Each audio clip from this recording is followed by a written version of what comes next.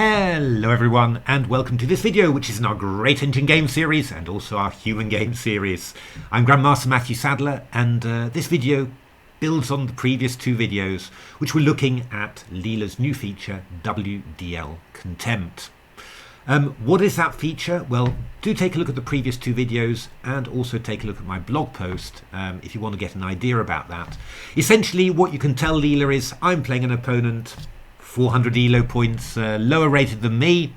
Give me some openings that will maximize my winning chances, and you let Leela work away at it, and Leela will come up with stuff. So yeah, I mean, the first two videos, the games in there that Leela played, the opening idea and the quality of the play was simply astounding. Probably one of my best chess experiences ever. So, you know, I was really thrilled to do that, and so I'm just carrying on now looking at different openings. In this particular video, we're going to be having a look at the Sicilian Sveshnikov, very popular line for black, very solid, scores very well at even at the elite level. So what can Leela come up with? Let's have a look. So there's several different move orders for reaching the Sveshnikov. This, I think, is the slightly more old-fashioned one. E5, knight db5 and d6, and you know, the main white move is to play bishop g5, but in the Caruana against Carlsen World Championship match, Fabiano played knight d5, which was kind of a sideline beforehand, although quite well known. And this was probably due to the fact that Fabiano was using Leela, a very young and inexperienced and bright-eyed Leela, for preparation, because yeah, AlphaZero also, Natasha and I were analysing with AlphaZero during the match. We made a number of videos about that. AlphaZero also liked the move knight d5 a lot. So knight d5, you're threatening knight c7, so takes, and now a couple of moves. There's knight e7, but knight b8 is the most solid. What is this system for white? Well, I mean, in some ways it's a little bit odd, because you know, the downside to Sveshnikov is this gorgeous square on d5 that white gets, and with this move knight d5, you're putting a pawn on it. On the other hand, you're gaining time, and you've also got a pretty nice mobile queenside pawn majority, so that's basically what you're going for. Now there are many different moves. There's a4, there's bishop e3, lots of different stuff. But what Leela does here is very unusual. There have been a couple of games by very high rated players. Jordan van Foreest is one of them, who've played this move, but yeah, nobody has played Leela's follow-up concept, and that is the thing that's really amazing. So let's have a look at how that went. Leela's move is already just a little bit of a shock. It's very unusual, but not impossible to understand. Leela played the move g4.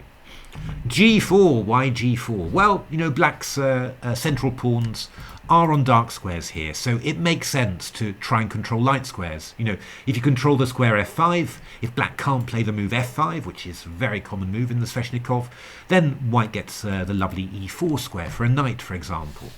So that makes sense. It's very unusual, hasn't been played very much, but yeah, you can understand it positionally.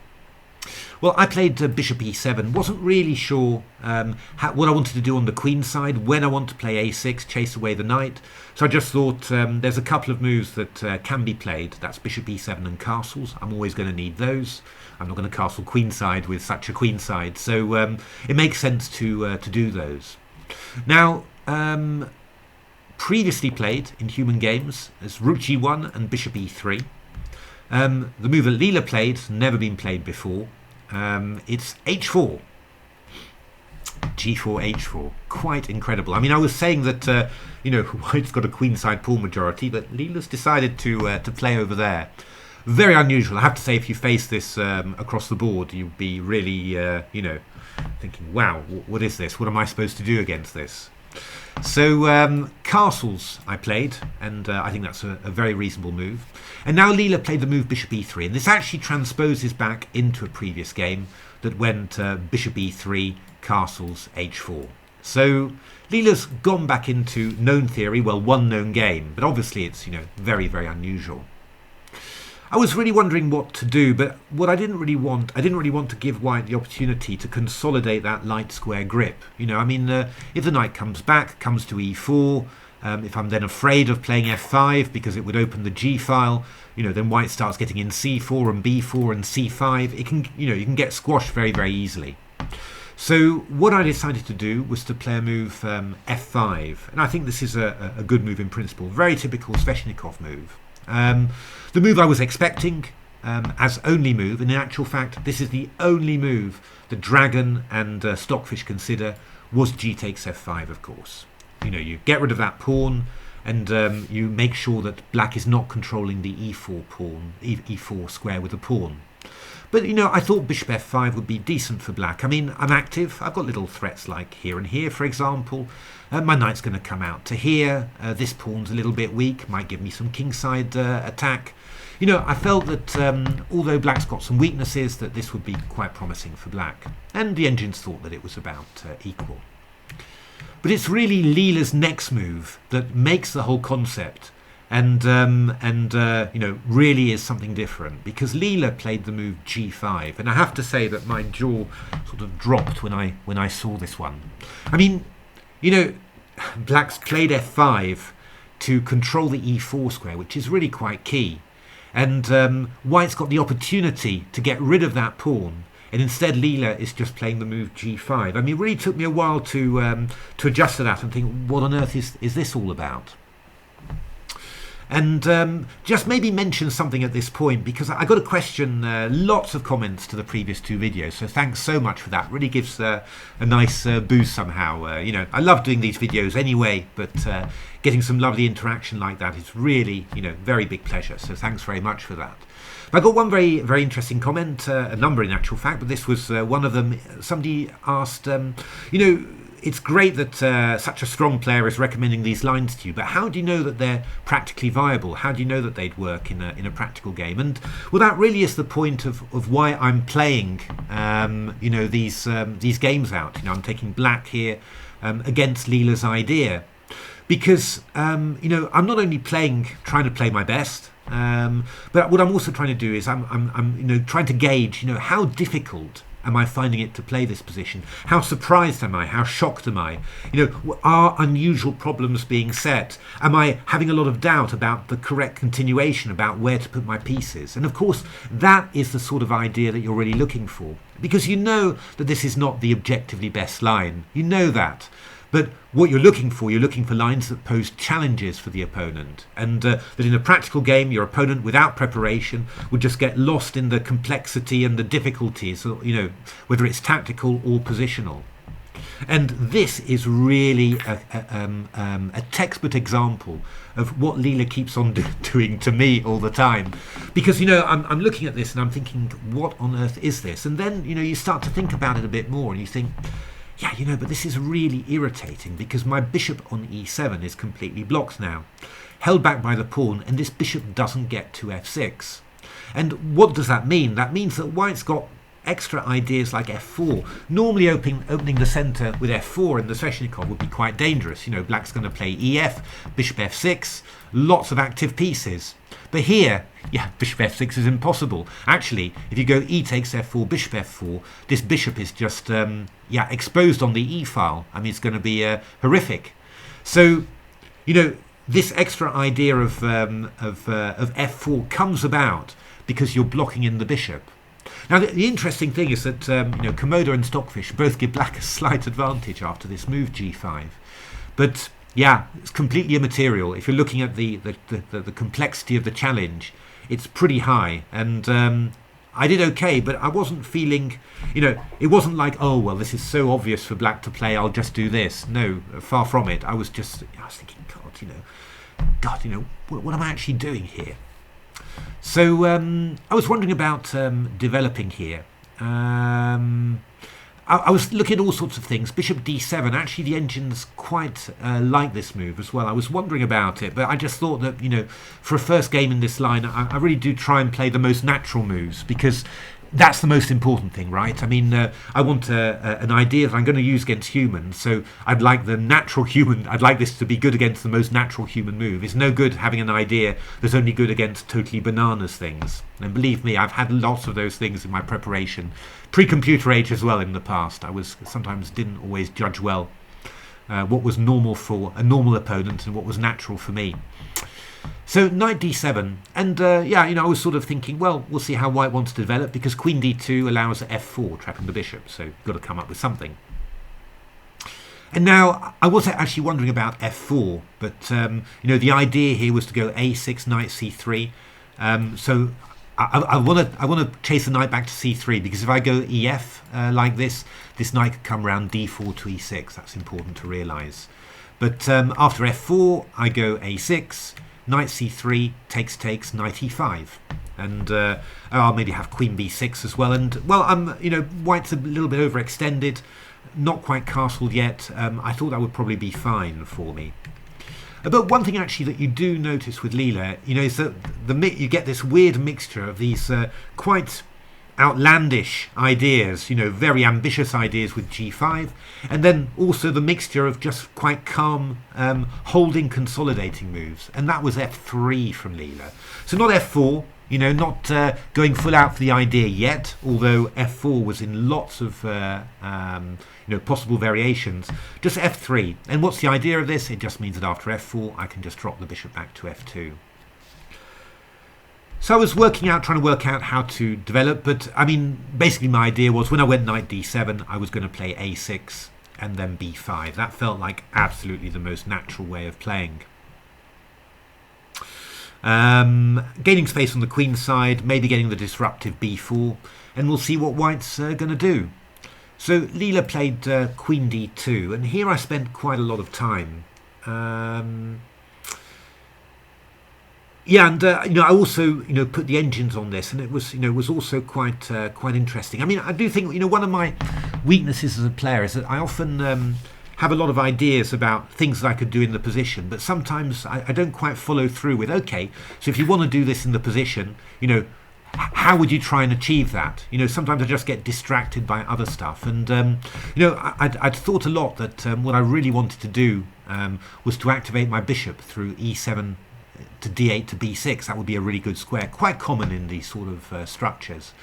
But instead of really going for it right from the start, I sort of thought, yeah, well, that will be an idea for later. And well, I mean, the engines were looking at playing queen a5, for example, with a possible idea later of bishop d8 to b6. Whereas I was sort of looking at different variations and thinking, yeah, okay, I'll play queen c7 to b7, and then later I can bring my bishop around d8 to b6. It's just yeah, it's just one of my little things somehow, and yeah, I've often felt that that's somewhat of a weakness for me. But the plan that I came up was not bad at all either. I mean, the engines are still giving complete equality here, so I'm not. It's not bad at all. It's just I sort of feel, I don't know. I mean, I think plans that improve your worst piece, even if they don't give a better evaluation than another plan, they're probably the ones worth playing. I think that's generally the way I feel about things nowadays. In the same way that I often prefer plans where you move pawns forwards rather than just playing around with pieces, because at least if you play around with pieces, if you get it wrong, then you can end up having achieved absolutely nothing in 10 moves. At least if you've made some space gains with pawns, a plan with pawns, at least you've got that, to show for it. I was wondering I wanted to play the knight somewhere and then play b4. I was a bit worried about knight c5, that white would play b4 here, and then after knight d7, well, maybe something like a4, for example. Maybe not immediately, but this sort of thing, and then c4, c5. It seemed quite awkward to me. And so what I decided was that my knight would be better on b6, and I think that's a good point. The engines certainly approve. Yeah, after a3, I was looking for something like rook b8. This was a line I calculated. f4, this was what I was expecting. Knight c4, takes. So I've got my my b file here. I thought castle queenside here, and now I thought I had a clever idea, queen c7. And if f takes e5, not takes when d6 might be irritating, but I've got this little intermezzo.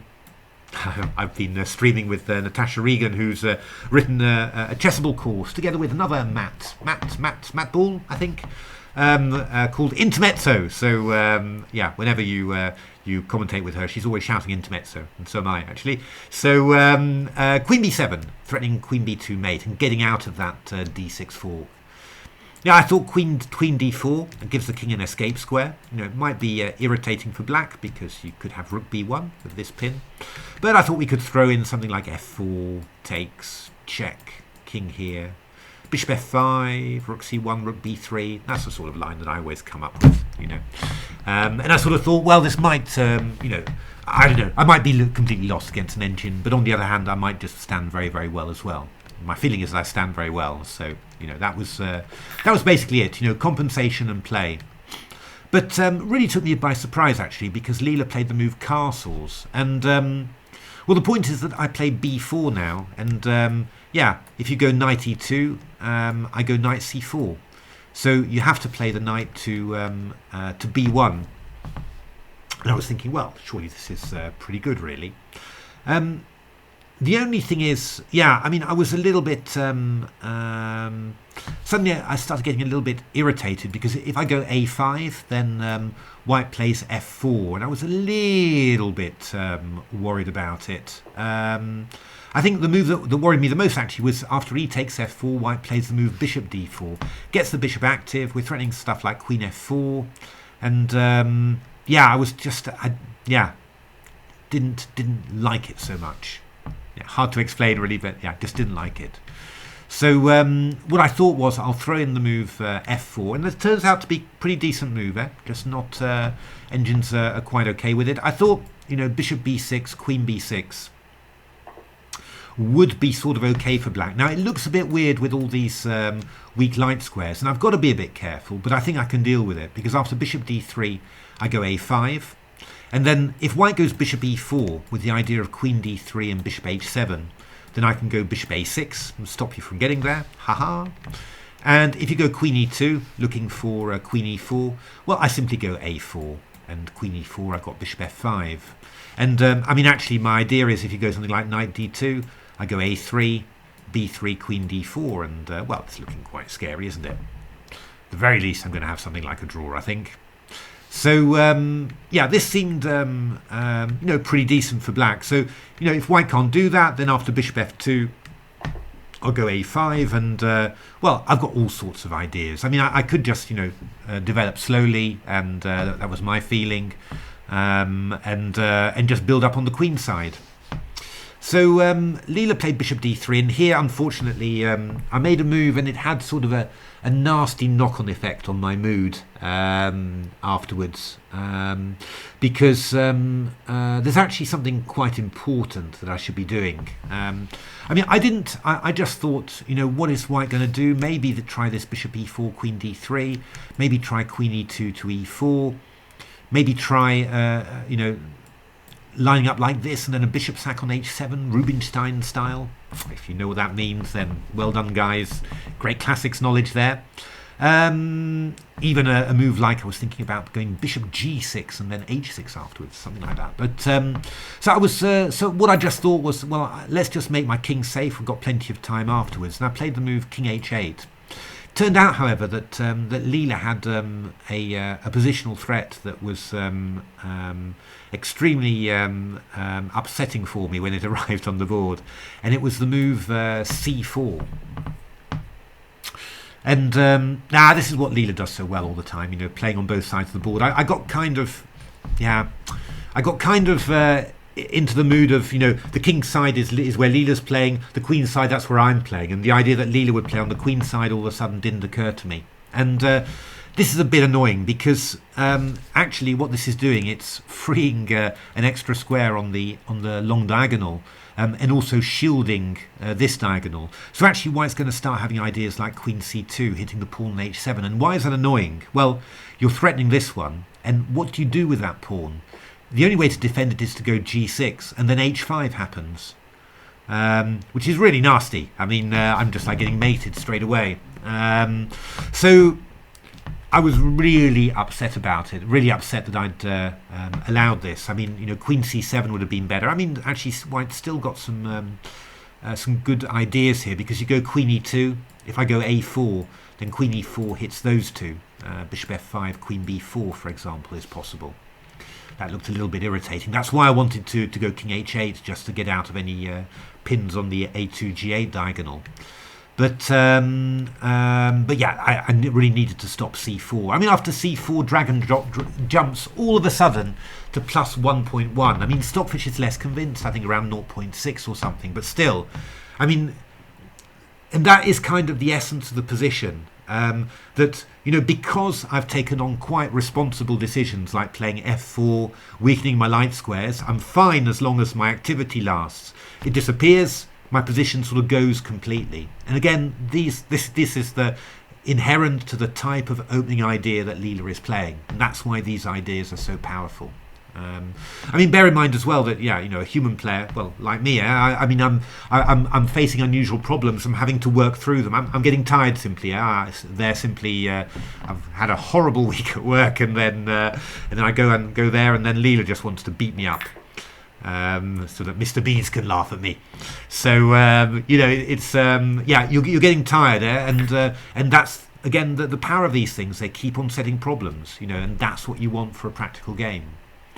So so yeah, here I didn't want to play B takes C3, because knight takes C3 is you know, I've activated this knight. This was the whole point of playing B4, to get that knight out of play, and now it's heading towards E4. You know, I can't do that. On the other hand, I just thought if B3 Queen C2 and then knight D2 to E4 or whatever happens, and my king's in danger here, I'm not going to survive this simply. So actually I couldn't really see what to do, so I sort of gave it a bit of a go. Must be said, in these games my defence, I will freely confess, is not always of the best standard. I do be a little bit tougher, I think, in a normal over the board game. It's also the fact of playing, you know, such a strong opponent. You do know that once things start to go wrong, they will keep on going wrong and only accelerate. So but Bishop B6, Queen B6, Bishop takes C4. I thought maybe this might be some compensation, but again, what you notice is that, you know, if this bishop could get to this diagonal, then we'd definitely be talking about big compensation. I opened this, I've got the long diagonal, but with the pawn on G5 stopping the bishop from getting to F6, actually I've got nothing at all. And Leela just finished it off quite nicely. Queen D3, Bishop A6, attacking H7, but obviously if take, I'm going to take on here. So knight D2 played. Queen E3, the idea is Bishop H7, Bishop C4, exploiting that pin. If Queen C4, I've got Rook C8. But Leela played Rook DE1 there.